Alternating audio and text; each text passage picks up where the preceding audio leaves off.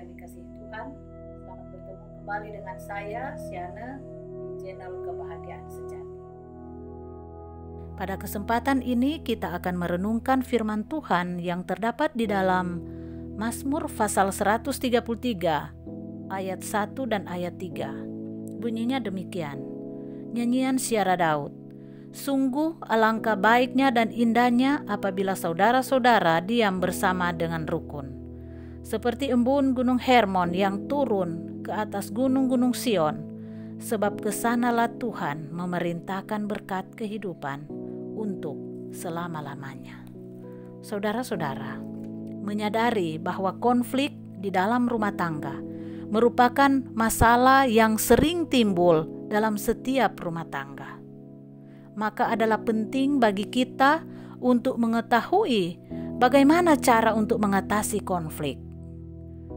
Nah, ada beberapa hal yang perlu kita ketahui dalam hal mengatasi konflik yang terjadi di dalam rumah tangga.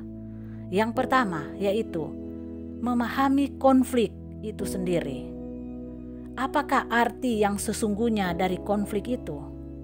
Menurut Kamus Webster, konflik itu adalah pergumulan mental yang merupakan akibat dari kebutuhan, usaha, keinginan atau tuntutan-tuntutan dari luar dan dari dalam yang tidak sesuai atau yang saling bertentangan.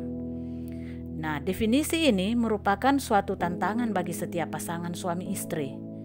Bagaimana mereka mengatasi ketidaksepakatan mereka, ketegangan-ketegangan yang muncul ketika kebutuhan dan usaha dari suami atau istri berlainan dengan kebutuhan dan usaha pasangannya. Setiap orang yang menikah perlu mengetahui bagaimana menangani konflik dengan cara yang baik dan cara yang benar. Nah, sikap objektif, fleksibel, dan kemauan untuk berkompromi serta kemauan untuk membiarkan suami atau istrinya itu menjadi individunya sendiri yang tampil sebagaimana adanya, apalagi bila sang istri atau suami ingin menikmati hubungan pernikahan yang bertambah harmonis dari hari ke hari. Hal kedua, jangan mendiamkan suami atau istri Anda. Jangan menggunakan sikap membungkam atau diam sebagai alat untuk menghindari perdebatan. Mereka yang menggunakan sikap ini sebagai sebuah senjata untuk mengendalikan pasangannya akan membuat suasana frustrasi. Dan akhirnya sikap diam atau membungkam ini tidak juga akan menyelesaikan masalah. Nah, manusia memiliki kecenderungan untuk menghindari konflik dalam berdiskusi. Ironisnya, pokok persoalan yang mereka hindari seringkali justru merupakan pokok persoalan yang sebenarnya perlu diselesaikan dengan secepatnya. Sebab itu, suami, istri harus sama-sama menyediakan waktu untuk berbicara cara mengatasi konflik mereka. Yang ketiga, jangan menimbun perasaan atau emosi Anda. Anda harus memperhatikan diri Anda sepenuhnya agar Anda tidak menyimpan sikap permusuhan di dalam hati Anda. Perasaan marah jangan sekali-kali ditimbun atau dipendam, sebab akibatnya akan meledak dan berakhir dengan melampiaskan semua kejengkelan dan rasa frustrasi yang terpendam itu. Kita dapat memilih untuk menyatakan emosi kita dengan cara yang sehat dan cara yang benar.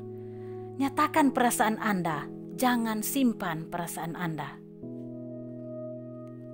Hal keempat, jika memungkinkan, siapkan suasana, tempat, dan waktu untuk menyatakan ketidaksepakatan Anda. Saudara-saudara, mungkin dalam banyak hal, suami istri harus bebas dari segala gangguan. Contohnya gangguan dari anak-anak, gangguan oleh karena pekerjaan atau kesibukan-kesibukan yang lain. Hingga boleh membahas hal ketidaksepakatan mereka ini secara sepenuhnya tanpa melalui ada gangguan-gangguan tadi. Sebab hal ini merupakan sebuah topik yang sangat penting untuk didiskusikan. Yang kelima, seranglah masalahnya tetapi jangan serang orangnya. Satu hal yang setiap suami istri perlu untuk diingat ialah dalam setiap perbincangan Anda tidak boleh menyerang orangnya. Umumnya orang mempunyai kecenderungan untuk tidak menyerang masalah, tetapi menyerang orangnya, baik melalui sindiran, baik melalui cercaan, hinaan, bahkan pernyataan-pernyataan lainnya yang sangat keras. Nah, ini tidak boleh terjadi. Yang keenam adalah jangan melemparkan perasaan-perasaan Anda kepada suami atau kepada istri Anda. Kadang-kadang sebenarnya suamilah yang merasakan tidak enak, tetapi justru ia mengatakan istrinya lah yang mempunyai perasaan tidak enak. Nah, kejujuran dalam komunikasi itu sangat penting. Yang ketujuh, jangan lari dari pokok pembicaraan.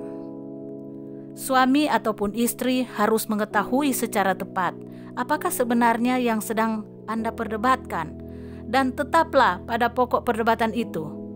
Jangan mengikut sertakan masalah-masalah yang tidak relevan dengan persoalan yang sementara diperdebatkan.